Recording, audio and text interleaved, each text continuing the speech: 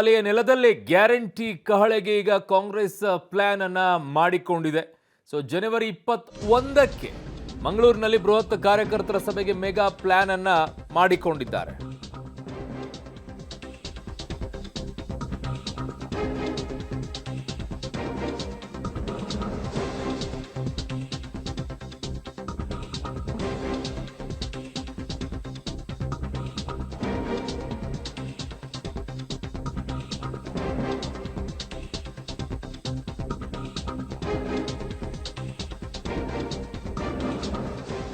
ಜನವರಿ 21ಕ್ಕೆ ಮಂಗಳೂರಿನಲ್ಲಿ ಬೃಹತ್ ಕಾರ್ಯಕರ್ತರ ಸಭೆಯ ಮೆಗಾ ಪ್ಲಾನ್ ಅನ್ನು ಮಾಡಿಕೊಳ್ತಾ ಇದ್ದಾರೆ. ಕರ್ನಾಟಕದ ಲೋಕಸಮರ ಕೂಗಿಗೆ ಮಂಗಳೂರಿನಿಂದಲೇ ರಣಕಣ ಈಗ ಆಗ್ತಾ ಇದೆ.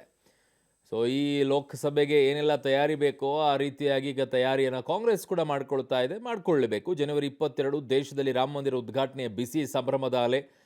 ರಾಮ ಮಂದಿರ ಉದ್ಘಾಟನೆಯ ಮುನ್ನಾ ದಿನ ಅಂದರೆ ಜನವರಿ 21ರಂದು ಕಾಂಗ್ರೆಸ್ನಿಂದ ಕರಾವಳಿಯಿಂದಲೇ ಒಂದು ದೊಡ್ಡ ಅಲೆಯನ್ನು ಎಬ್ಬಿಸೋಕೆ ಈಗ ಕಾಂಗ್ರೆಸ್ ಮುಂದಾಗ್ತಾ ಇದೆ. ಅದು ಗ್ಯಾರಂಟಿಯ ಮೂಲಕವಾಗಿ.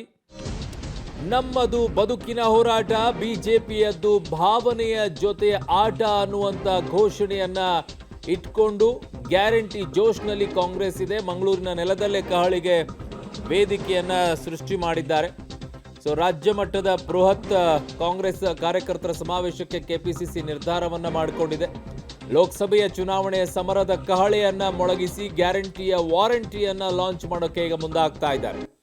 ಇದೇ ಸಮಾವೇಶದಲ್ಲಿ ಬಿಜೆಪಿಯ ಹಿಂದುತ್ವಕ್ಕೂ ಕೂಡ ಟಕ್ಕರ್ ಕೊಡೋಕೆ ಕಾಂಗ್ರೆಸ್ ತೀರ್ಮಾನವನ್ನ ಮಾಡಿದೆ.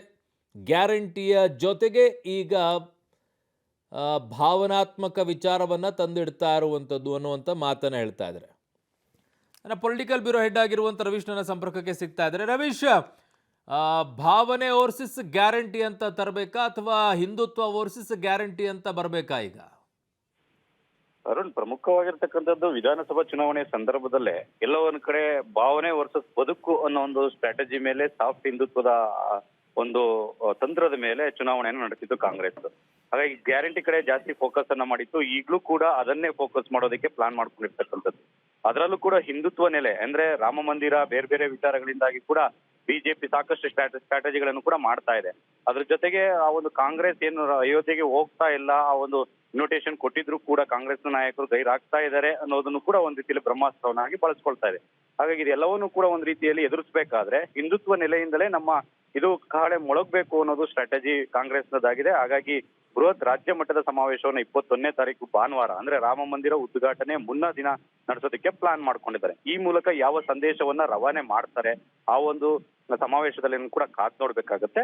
ಯಾಕೆಂದ್ರೆ ಇಲ್ಲಿ ತನಕವೂ ಕೂಡ ಸಾಫ್ಟ್ ಹಿಂದುತ್ವ ಅಂತಾನು ಹೇಳ್ಕೊಂಡು ಬಂದಿದ್ದಂತ ನಾಯಕರು ಈಗ ಒಂದ್ ರೀತಿಯಲ್ಲಿ ಕಡ್ಡಿ ತುಂಡು ಮಾಡದಂತೆ, ಇಲ್ಲ ನಮ್ದು ಅಭಿವೃದ್ಧಿ ಮತ್ತೆ ಜನರ ಹತ್ರ ನಾವು ಹೋಗ್ತೇವೆ, ಈ ರೀತಿ ಧರ್ಮದ ವಿಚಾರದಲ್ಲಿ ನಾವು ಯಾವುದೇ ರೀತಿಯ ಸ್ಟ್ರಾಟಜಿಯನ್ನ ಮಾಡೋದಿಲ್ಲ ಅನ್ನೋ ಸಂದೇಶವನ್ನು ಕೂಡ ಕೊಡ್ತಾ ಇದ್ದಾರೆ. ಹಾಗಾಗಿ ಆ ಸಮಾವೇಶದಲ್ಲಿ ಯಾವ ಸಂದೇಶ ರವಾನೆ ಮಾಡ್ತಾರೆ ಅನ್ನೋ ಆಧಾರದ ಮೇಲೆ ಲೋಕಸಭಾ ಚುನಾವಣೆಯ ಸಮರದ ಒಂದ್ ರೀತಿಯಲ್ಲಿ ವಿಷಯ ವಸ್ತು ಏನು ಅನ್ನೋದು ಕೂಡ ಸ್ಪಷ್ಟವಾಗುತ್ತೆ.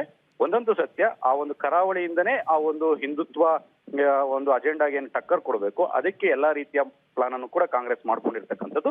ಅದು ಎಷ್ಟರ ಮಟ್ಟಿಗೆ ಸಕ್ಸಸ್ ಆಗುತ್ತೆ ಕಾದ್ ನೋಡ್ಬೇಕಾಗಿದೆ. ಓಕೆ ರವೀಶ್, ನಿಮ್ಮೆಲ್ಲ ಮಾಹಿತಿಗೆ ಧನ್ಯವಾದಗಳು.